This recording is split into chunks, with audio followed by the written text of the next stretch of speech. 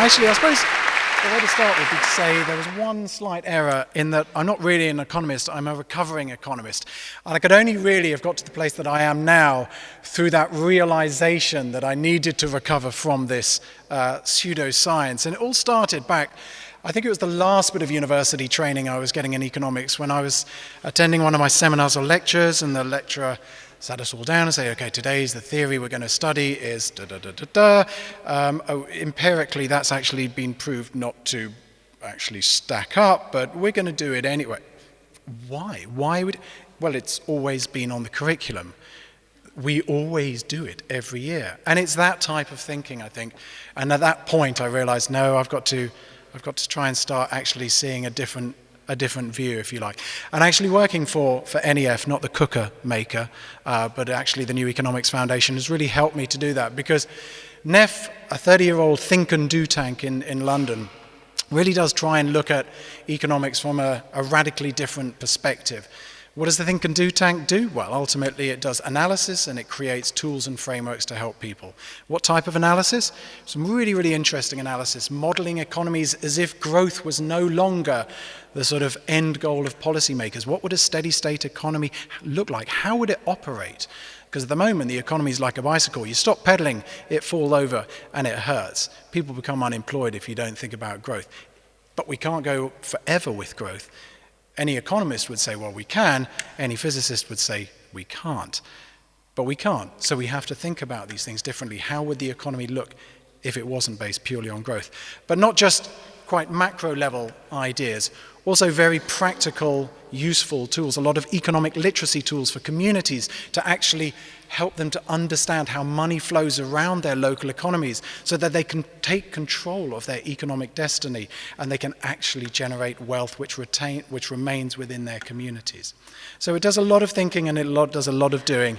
And as was introduced, I've just have the honor of taking some of that thinking and doing to a wider audience down here, firstly in South Africa. So the new economy, 10 minutes, that should just about be enough. Better start off with what are the key challenges, because there are some serious challenges to the current economic paradigm. We tend to call them the 4 U's, or the equivalent of the 4 horsemen of the apocalypse. It is really quite dramatic language, but the 4 U's as we see them, the key challenges to the current economic paradigm, is that currently it's unstable, it's unsustainable, it's unhappy, and it's unfair. Unstable? Well, globally, the financial crisis has shown that. We currently have the city of Detroit having gone bust. We see the island of Puerto Rico having gone bankrupt. We see the country, the nation of Greece, tottering and frankly bankrupt, whatever the creditors suggest otherwise. And in South Africa, we have weak or weakening economic fundamentals. Ever since I've been here, the past 3 years, the exchange rate, the value of the rand has lost 50% of its value. Youth unemployment, the 3rd highest in the world, behind Greece and Spain, interestingly, but over 50% in this country.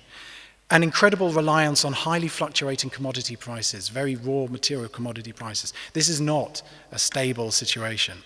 And it's also unsustainable. And I don't need to say much more about climate change than just paraphrase what President Obama said last week, that we are probably going to be the first generation who will genuinely experience climate change, but more importantly, we're possibly the last generation who can actually do anything to stop it. But it's not just climate change, resource depletion as well. Some of the metals that we take for granted, they're forecast to run out in the next 20 to 40 years. These are serious challenges, and this is a seriously unsustainable model. It's also unfair, though. Many economists will say, unfair, inequality? Inequality is not an economic issue. It is an absolute economic issue. It's not just a moral issue. How you set up your economy will dictate whether or not you have inequality. And recent studies have shown inequality can in fact be a hindrance or a drag on economic performance. And lastly, if all of those are not bad enough, it's an unhappy model. It's not made us any happier, despite improvements in economic performance over 30 years. Many countries have data on well-being, people's satisfaction with life, and it's been flatlining in the past 30 years. Perhaps that's connected to the unfairness thing, seeing as the vast majority of the benefits that have come from economic growth over the last 30 years have gone to such a small percentage of the population. So there's 4 key U's. What is the new economy? Well, I think probably the best place to start, and with only 10 minutes, or less than 10 minutes now to go, is to probably tackle or give you uplifting examples of the new economy which challenges each of those 4 U's. So firstly, what is a new economy? Well, I think firstly, an economy that measures success differently. It cannot be that our primary measure of progress, GDP, sees a boost in the United States when BP spills a whole pile of oil into the Gulf of Mexico. And yet that's what happened. That's how crazy GDP is, that it got a boost when then there was an environmental disaster. But GDP doesn't have to be, and it isn't the only progress indicator in town. There are many other ones taking root, and taking root in organizations which you might not think would be open to such ideas. The OECD, the IMF, the World Bank. Gross national happiness, the Human Development Index, which has been around with the United Nations for a while, the Social Progress Index, the Genuine Progress Index, or one that particularly close to my heart, the Happy Planet Index. Why is it so close to my heart? Well, we actually developed that at the New Economics Foundation. We didn't get any new data, but we took existing data and turned it on its head. We said, okay, what are efficient countries? Well, efficient countries presumably are countries that make long, happy lives and don't use up all the Earth's resources as a result. So we take 3 measures. We take life expectancy, we take life satisfaction, and we divide it by ecological footprint. In that index, who comes first? United States? Not so much. Costa Rica.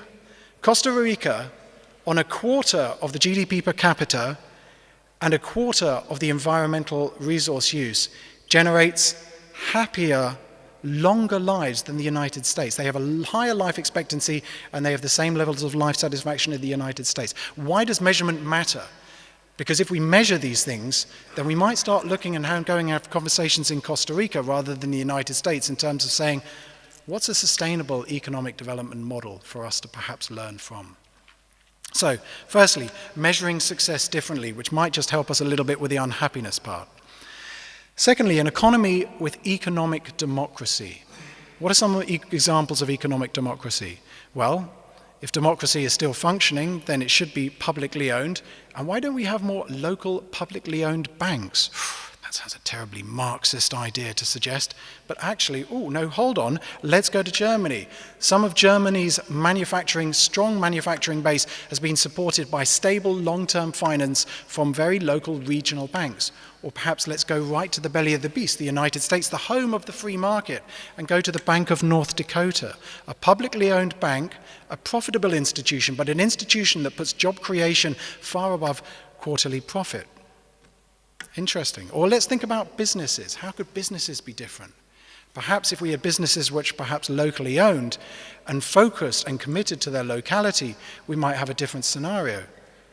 Also in the United States, go to the city of Cleveland in Ohio, a city that suffered terribly from deindustrialization, and look at a wonderful initiative called Evergreen Cooperatives. Some of the anchor institutions which couldn't leave, things like the hospital, the city university, they came together to say, how can we spend our procurement money more wisely? The end result? The establishment of a solar power cooperative to supply them with their energy needs. The creation of a laundry service to supply them with their linen needs, an eco-laundry service. And also purchasing a lot of the food that they serve in both the universities and the hospitals from city farms, locally produced. Smart, not a huge increase in spending, using your money more wisely and encouraging that circulation of money in a local area. So an economy with economic democracy. Also an economy with new forms of exchange. Furiai Kipu, very poorly pronounced Japanese words, means caring relationship ticket in Japanese. This was a program started in the 1990s in Japan. Basically what happens is, in return for helping an older member of the community, people receive credits which they can bank or alternatively transfer to other people, perhaps elderly parents. This unit of account is 1 hour of service and it's banked in a computerized savings account so it can work nationally. So here we go. So this is actually improving people's well-being through other forms of exchange, forms other than financial, not needing to pay someone to help an elderly person, actually using that currency of time. And lastly, an economy in balance with nature, really tackling that issue of unsustainability. An economy that learns from nature, that doesn't try to conquer it, that tries to actually recalibrate the economy on the resilience efficiency spectrum, whereas we've shot down the spectrum towards efficiency, we need to pull it back, we need to learn from nature what is the correct balance between resilience and efficiency. And you don't need to go as far as Japan or the United States or Germany to look for fantastic examples of that. You can look right here in the Western Cape. The Genius of Place project in a settlement just outside, an informal settlement just outside Franschhoek. A wonderful example of learning from nature to improve the quality of life of that informal settlement's stakeholders. Or go to the other side of the country, KwaZulu-Natal, the city of Durban, who are making every effort to try and create an ecological resilience strategy for them in the face of future climate change. Now, those are just 4 examples, 4 sort of key features of what I think a new economy should have, and some examples of existing ones. But there will be many different examples, and hopefully this accelerator program will throw up other ways that we can meet alternative goals, not purely the goal of profit maximization, not purely the goal of growth, with no costs accounted for. So it's really exciting, and I'm really, really thrilled to be part of this tonight, and you know, wonderful that this initiative has got to this stage. So well done, Mao, and well done to the whole AfriSiege team. Thank you.